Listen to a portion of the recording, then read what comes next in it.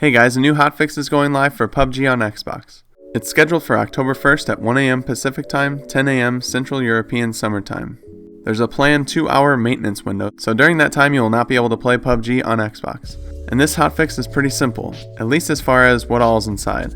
So basically there's just 2 bug fixes. They fix an issue with achievements where in some instances the user ID sent to the server was not sent back to the profile, causing the achievements to not be tracked or unlocked. And they also fixed an issue where sometimes the party information would not refresh after a member had left the party.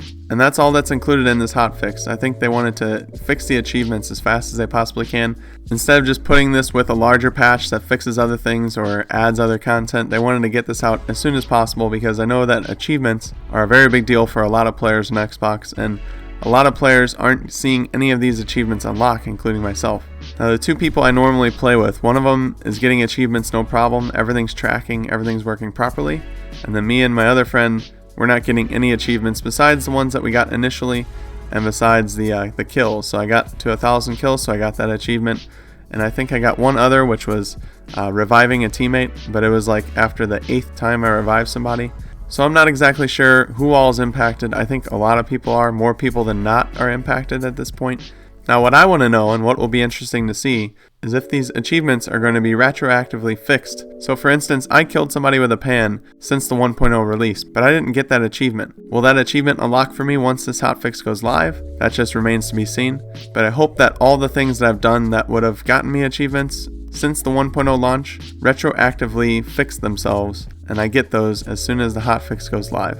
If I have to do them all over again, that's going to be a bummer because there's some things that are kind of hard to do that I was already able to achieve, and so I hope those achievements backfill and I won't have to redo everything once again. There was also a community update over the weekend, and I thought I'd just go over a couple things. I'm not going to go over everything included in the update just because some of it's kind of old now, so it's not going to really matter. But I wanted to talk about what's going to be coming in the future, some in the near future and some a little bit further away.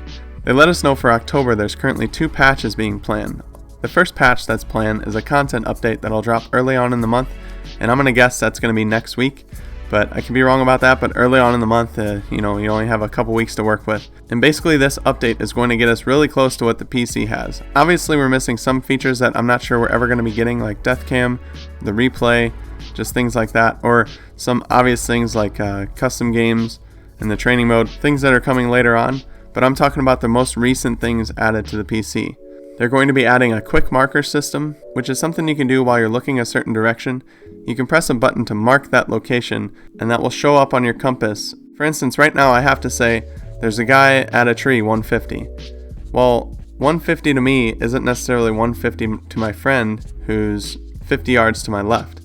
So what this quick marker system does is that I can mark it, and it might be 150 for me, but it might be 200 or 180 for my friend. But that marker is still going to show the direction that I marked to him, and it's going to look the same even though the numbers might be different. So it's a way to communicate better with your team if you don't know the exact numbers, if you can't figure out the coordinates in your head, what he might be looking at compared to what you're looking at number-wise. They're also adding a new option in the report menu to report players for teaming, so if you have run across any teamers and solos, or even teamers and duos and squads, you'll now be able to report that person properly with the reporting mechanism in the game.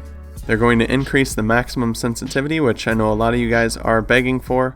I still use like 5 or 6 of my sensitivity settings, so I'm not really worried about that, but that's good that they're giving us some options. And the best part about these content updates are the new weapons and vehicles being introduced. So the barrel and the MK47, which is called the Mutant, those 2 weapons are 7.62 weapons. And after watching PC streamers, I'm really excited for these. I think the barrel is going to be a fan favorite for sure, and the MK47 is going to be like the M16 version of the 7.62 weapon. It has single fire and burst fire, but the burst fire is only 2 rounds. Both of these do as much damage as the AK, but they sound amazing, and I think they're just going to be a lot of fun to use. They're also adding the Scooter and the Tuckshy, which are Sanok exclusive vehicles, and they're adding a laser sight which can go on all guns that support grips. The laser sight is said to help with hipfire accuracy. They said they're still finalizing the content and the details of the second update in October, but I'm going to guess that that's going to be the custom games, just because they said that that should be dropping in October for us, but we'll just have to wait and see when that time gets closer. The last thing I wanted to mention was training mode. They said the original plan was to release the training mode on Xbox in October, but due to some stability issues, they're delaying this feature until November. This might disappoint some people, but I'd rather have them wait and get it right than rush it out and then have us have all kinds of problems with it. Kind of like what happened with War Mode. We had some problems in the first week. If they would have just pushed it back a week, people would have been mad, but it would have been a better experience overall. So hopefully with the training mode, they get it right and they give it to us in November. But that's pretty much it for this one. I just wanted to give that information to you.